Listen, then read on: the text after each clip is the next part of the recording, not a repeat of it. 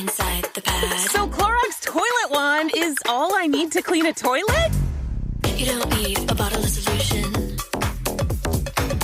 get into this toilet revolution. Clorox, clean feels good. Use as directed. Experience the magic of the holidays with ice skating at Ice and Lights, the Winter Village at Cameron Run. Just minutes from Old Town Alexandria. Enjoy this fun outdoor family experience for a limited time. At night, explore whimsical light displays, snap selfies, and take a spin on the outdoor ice rink. The Winter Village and evening ice skating are open through December 30th. Through February, enjoy daytime outdoor ice skating, warm hot chocolate, and s'mores. Calendars fill fast, so make plans today. See the schedule and purchase tickets at CameronIceandLights.com.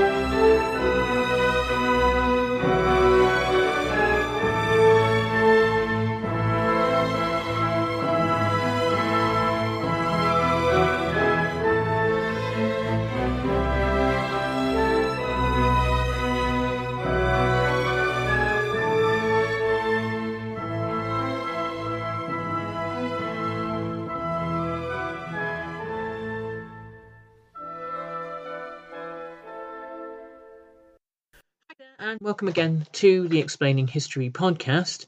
Now, bit of housekeeping before we begin today. I'm going to be doing some special announcements at the end of this episode about the study-focused stuff we're going to be doing in the new year. So if you're a student of Russian history, German history, as you know, Weimar and Nazi era, or post-war American history, listen to the end because I'm going to be doing some special announcements about special dates in the new year, and we'll be launching some booking in January. First week of January, we'll be opening the booking portal for you guys to register for the training seminars. Okay? We're going to be covering not just the basics of historical knowledge. It's going to be much more than that. It's going to be for students who know that they know things, but also have still come up against that barrier of structuring it in such a way that it meets the criteria for the examiners and hits the marks. And then we're going to go even a bit beyond that. We're going to look at that kind of deeper knowledge that if you're looking to apply to colleges, whether that's in the US or the UK or the UAE or wherever that is, the deeper knowledge you need to really present yourself as a kind of a rounded thinker and somebody who is able to be conversant with and navigate particular historical topics. So it really is going to be the Rolls-Royce package. And but anyway, more on that later. So one of the things that I find really, really interesting about the mid-1960s is the emergence of a new left in America. The loosely part of the kind of overlapping with a kind of broader counterculture, though aspects of the counterculture don't always manifest themselves necessarily in left ways. There are kind of all sorts of offshoots of the counterculture that really don't engage with socialist ideas. There's a fantastic book. It went out of publication, went out of print I think years ago, The Anxious Years by Kim McQuaid, and it's in it's about the Vietnam Watergate era. And so in chapter 3 of the book, The New Left and Afterwards, presents the kind of a bit of a kind of a stark reality for establishing left ideas in America in the kind of the post McCarthyite era. And remember, McCarthyism ends in the 1950s, but it also doesn't. The landscape of American politics had been dragged so far to the right during the period of anti-communist witch hunts that in the 60s and 70s and 80s, well, perhaps arguably even to the present day, ideas about workers' rights, about collective ownership, about a different approach to political economy other than tooth and claw free market economics, was then and still is highly marginalized. So Kim McQuaid writes, claiming to be a socialist of any type in the United States is like arguing that elephants nest in trees. People will look at you funny and wonder whether you suffer from some mental malady. Perhaps a little less now, but anyway. There are fewer members of the American affiliate of the Socialist International, a United Nations of ballots not bullets democratic socialist parties, than there are in its sister organisations in the Republic of Ireland, even though the Irish Republic has 1/80th of the population of the United States, and is most conservative and is the most conservative country with a small c in Western Europe. Again, this book is written quite a while ago, so things change. This book was written in where are we now? 1982. So we have to kind of place this in within the historical context of when it was written. If all the Marxists, Leninists, Maoists, Trotskyites, democratic socialists, and others within the wildly varied socialist spectrum were gathered together in one place in the United States, they might comprise a town of 100,000. That sounds plausible. Or it still sounds plausible. Almost none of these people are elected officials in local, state, or national government. Well, maybe that's a little different now. Let's see how things work out with Zoran Mamdani. The revolution, should you happen to be waiting for it, is a very, very long way away in the United States. Should you prefer the votes not guns route, you also have a long march to take. Americans of all sorts rarely comprehend the ideological or other differences between, say, a socialist and a communist. Thus, the elephants nesting in trees problem, or ideologically, a socialism equals communism equals bad thing equation, which stops thought before it starts. To be even a democratic socialist in the United States is to be classified as a radical in a manner that is unknown in Europe or amongst its other democratic diaspora. And yet, for all these disadvantages and weaknesses, and for all their experience of being but humble servants to political events, there have been times when American radicals have been prey to a belief that they could direct the future. The late 1960s was one of those rare periods, as Vietnam divided the nation and challenged its leaders' assumptions about America's power and place in the world. Socialists thought they had the perspectives which explained both what was wrong and how it could be made right. In a radical view, what was happening to Vietnam and to America was the result of conceits that had hardened into imperialism abroad and a go as slow as possible approach to redistributing political and economic power at home. That, I don't think, is necessarily a particularly radical point of view.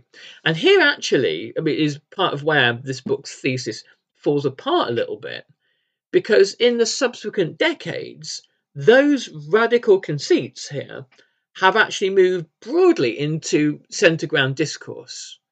Most people, I think, would view a version of that paragraph there as being relatively self-evident, relatively kind of common sense. Leftists had been making such critiques for 60 years. Late in the 1960s, however, they gained currency because of the activities of the mostly under 25-year-old radicals of the New Left. The New Left began with an attack on what sympathetic sociologist C. Wright Mills characterized in 1962 as the bipartisan banality of smug conservatives, tired liberals, and disillusioned radicals. What had happened was that the Cold War era had induced more reactionary paranoia than usual on the right and intellectual cowardice among liberal and radical forces.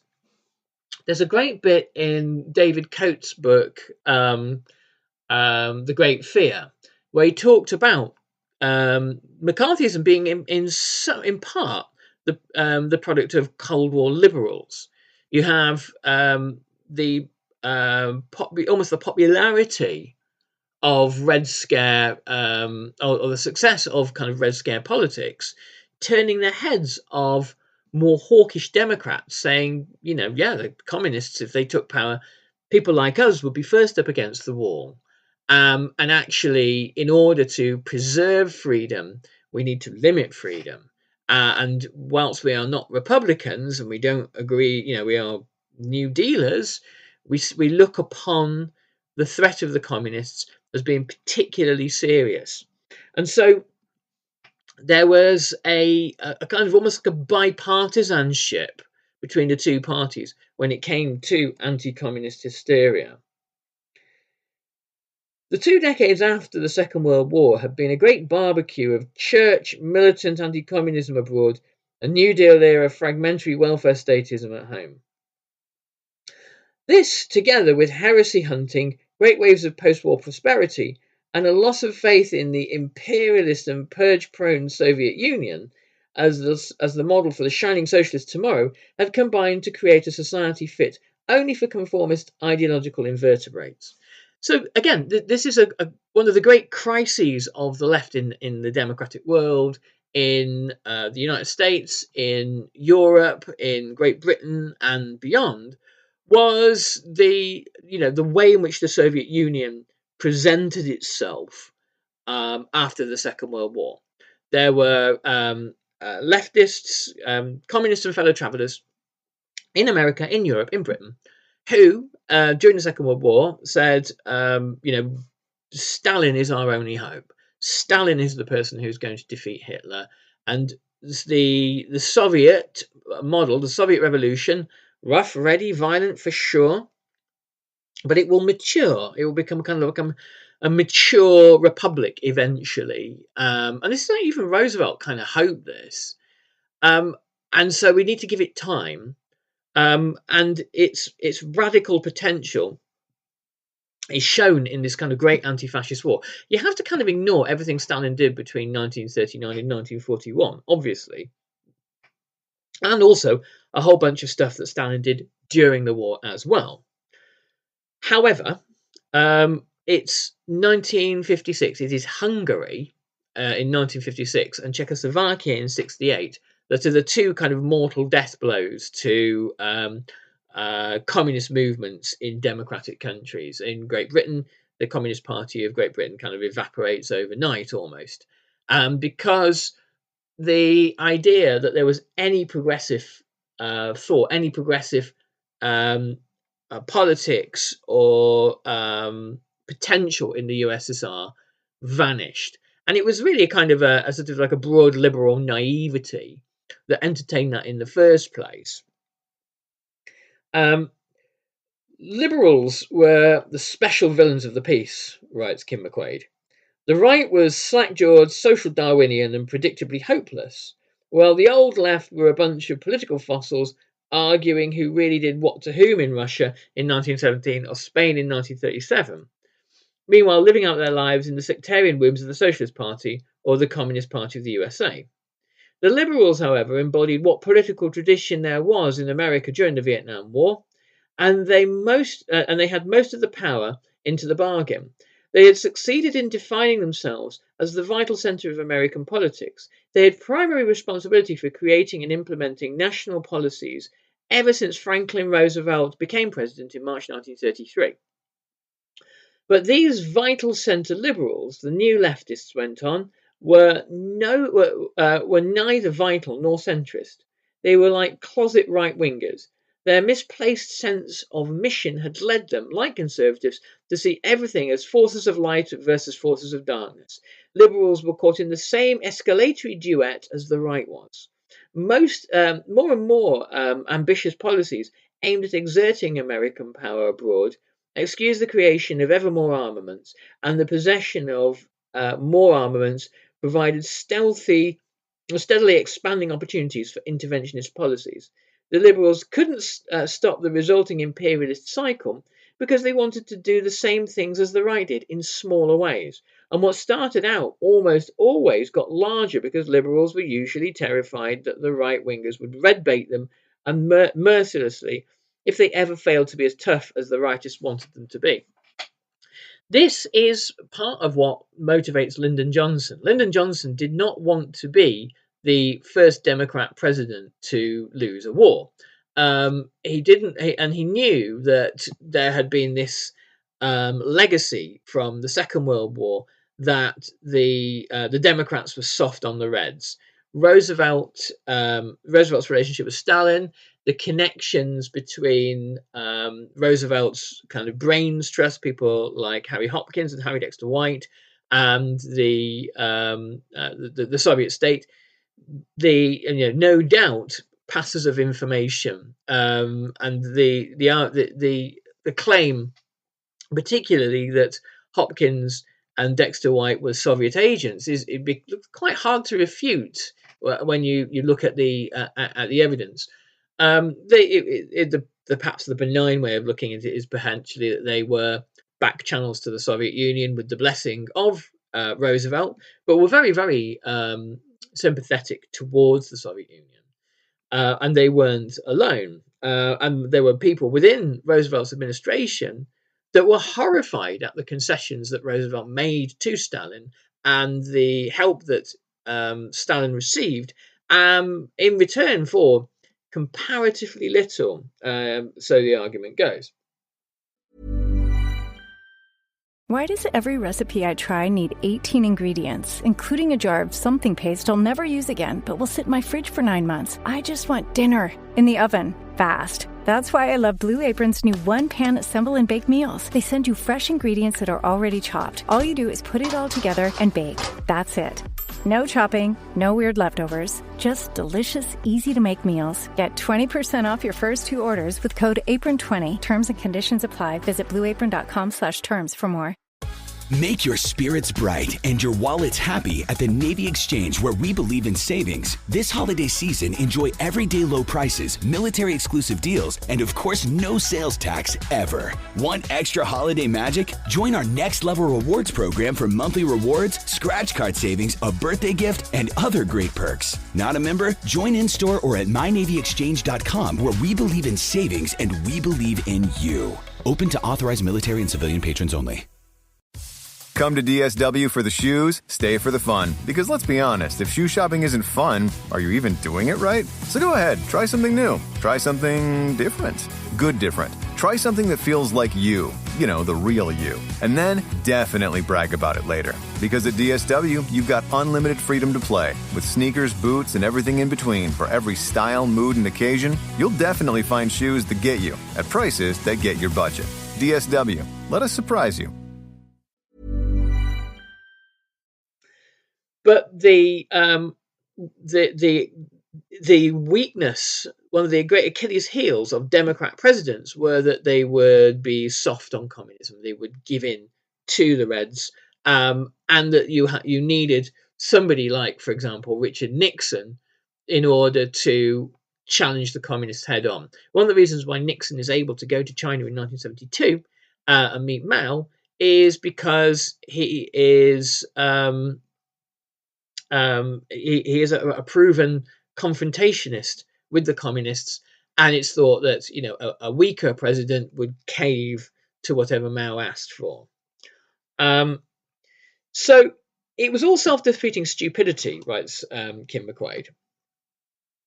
The young radicals argued. It was so stupid it had to be planned that way. The liberals reassured the troglodytes of the far right, who equated communism with whatever it was they happen to dislike the most at the moment. John F. Kennedy started to Americanize the killing in Vietnam and then said that McCarthyite heresy hunts would develop if the Democrats didn't follow through. The result was that Kennedy and Johnson vastly expanded the war. Non-leftist Gary Wills summarizes the logic. Over and over in recent history, presidents have claimed that they had to act tough in order to disarm those demanding that they act tough. The only way to become a peacemaker is first to disarm the war makers by making a little successful war. And if the little war becomes a big one, it must be pursued energetically or the hawks will capitalize on the failure. War wins either way. If you're for it, you wage it, and if you're against it, you wage it.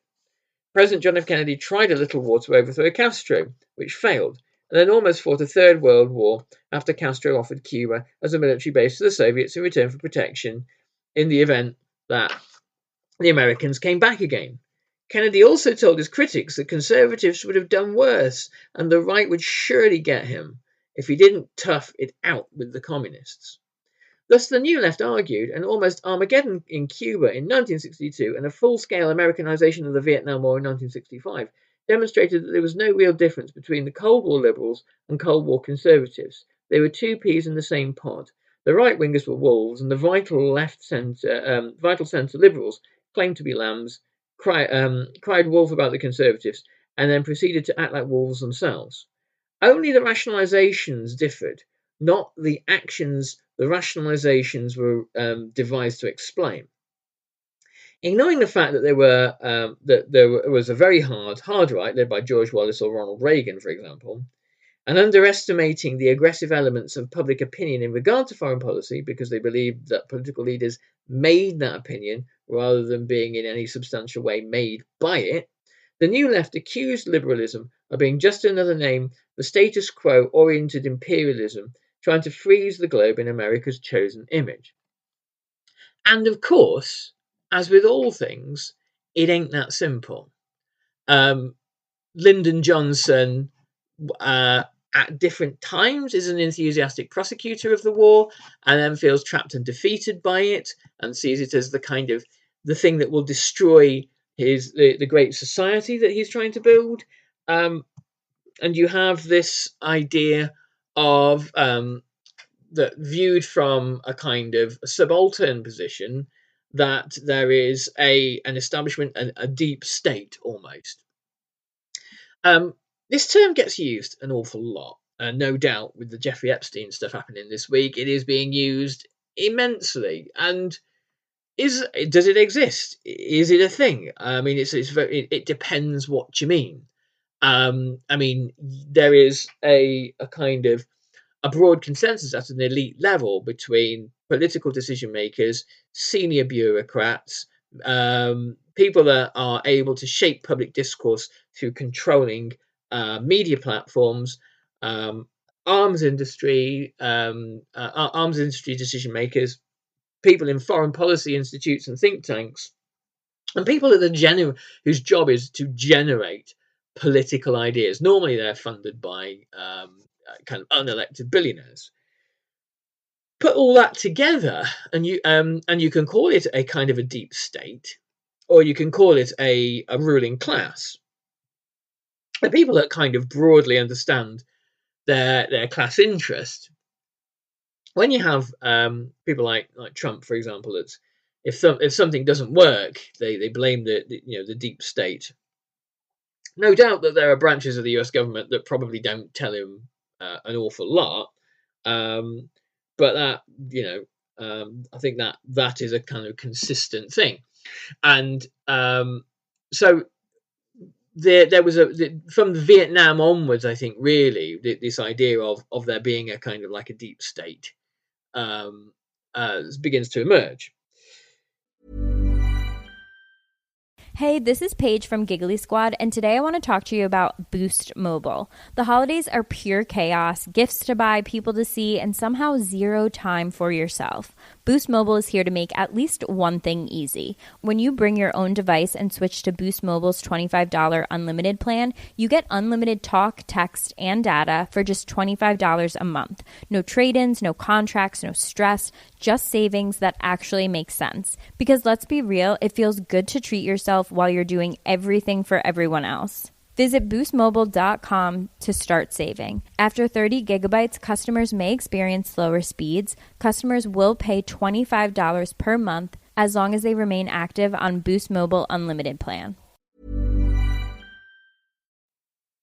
Kim McQuaid writes, the Young Radicals repeatedly use the term establishment, a British import designed to describe an unchanging old boy network, another British import, or a power elite, to use an Americanism, courtesy of C. Wright Mills, which existed independent of party politics, election results, or explanations of what the United States government was doing in the world at any particular moment.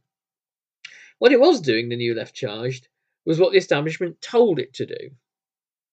There was enough truth in this radical claim to give it credibility far beyond the left right-wing realms where democratic politics equated with ruling class conspiracy.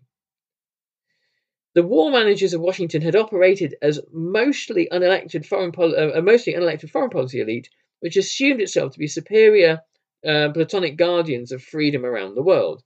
Their expertise had signally failed, but very few modified their thoughts and actions accordingly. To let anything new into their system of beliefs was to undermine their status and their self-image as disinterested and supremely necessary persons. Large and growing numbers of people in whose best interests these elite foreign policy guardians were supposedly acting, however, were hardly so shy about disbelieving. It was not their status and power that was at risk, after all. Tet, the Tet Offensive, and what came afterwards made fine-tuned, limited war look like so much lunacy. Of course, the Tet Offensive is the huge attack by the North against the South that infiltrates 50 cities in South Vietnam, during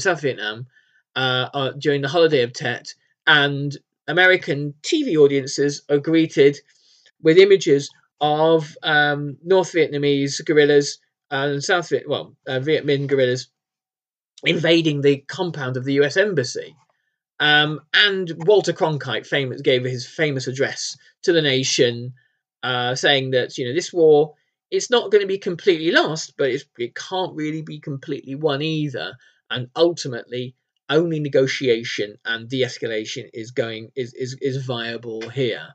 And Walter Cronkite is this kind of this figure of public trust and kind of this very sort of established broadcasting figure for whom his word kind of carries an awful lot of weight.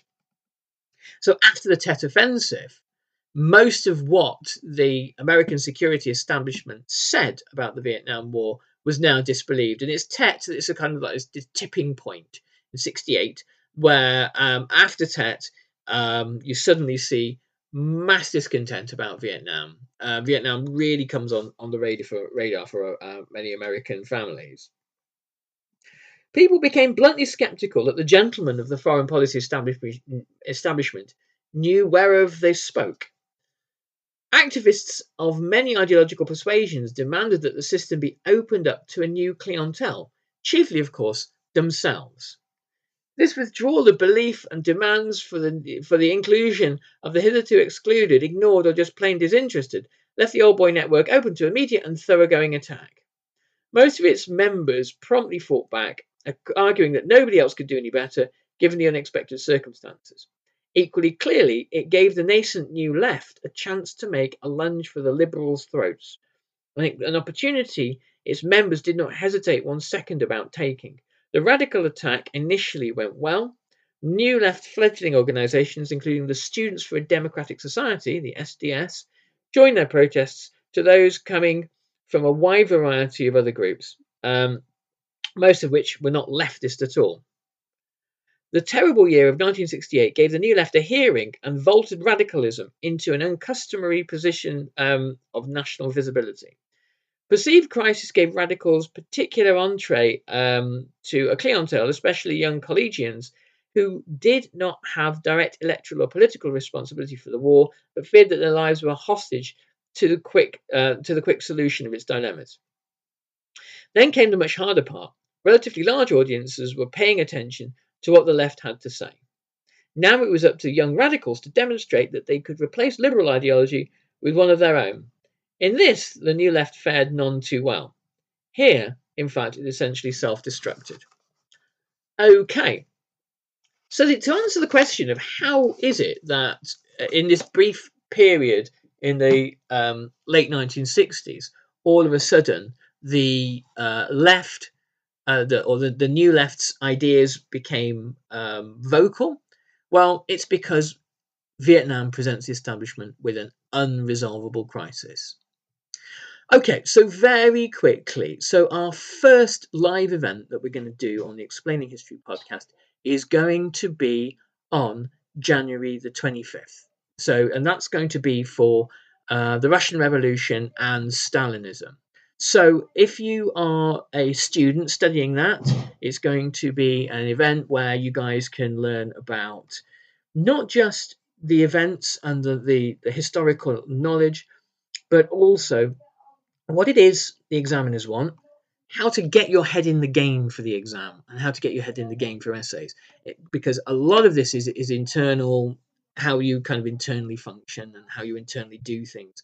It's an internal game before you even get to the paper.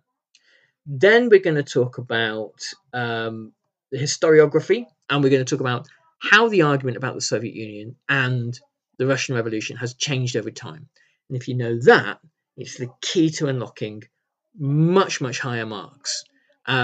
Because, of course, everything we're talking about is perspective. 2 weeks later, we are going to do an event on Nazi Germany. So I'm going to check my calendar for that one. There isn't a fixed date on that one, but everything I'm going to be doing is going to be on Sunday. And then 2 weeks after that, we are going to be doing post-war America from 1945 to 1974. There we will be looking at everything from the communist Red Scare through to women's rights, civil rights, the Watergate, the rise of American living standards and suburbia, and all the other kinds of things we've been talking about. So there are 3 events coming in January and coming in February. So those dates are going to be Sunday the 25th. That's going to be the Soviet Union. Then 2 weeks later, that's going to be the 8th of February, Nazi Germany. And 2 weeks after that, we're going to be doing, on the 22nd of February, we're going to be doing America in the post-war era. In the first week of January, tickets are going live. Now, I must stress this. The platform we're going to use has a limited bandwidth. So we're going to put out as many tickets as we can, probably a couple of hundred, but they are going to go fast. So to avoid disappointment, when we get to let's call up the calendar again. When we get to the Sunday, the 4th of January, we'll be going live with the tickets. Okay, so make sure that I'll do plenty of updates in the meantime, but make sure you get in there first. Okay, because I don't want anyone to feel disappointed. Okay, we're going to leave that there. Take good care, everybody. All the best. Bye bye.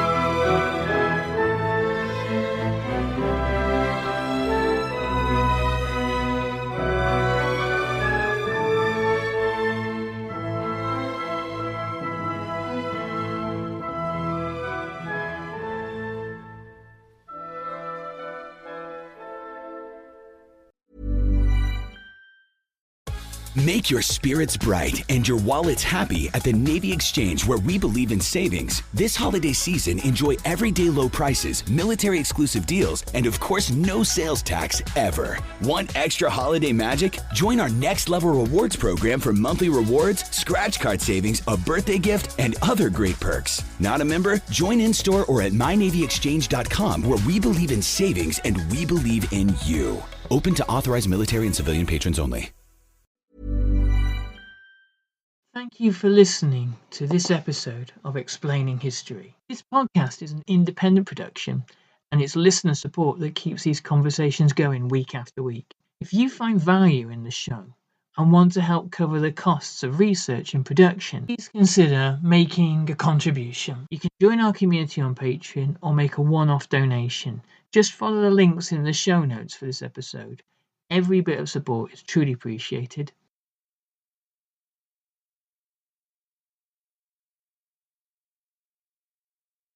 Thanks again for listening.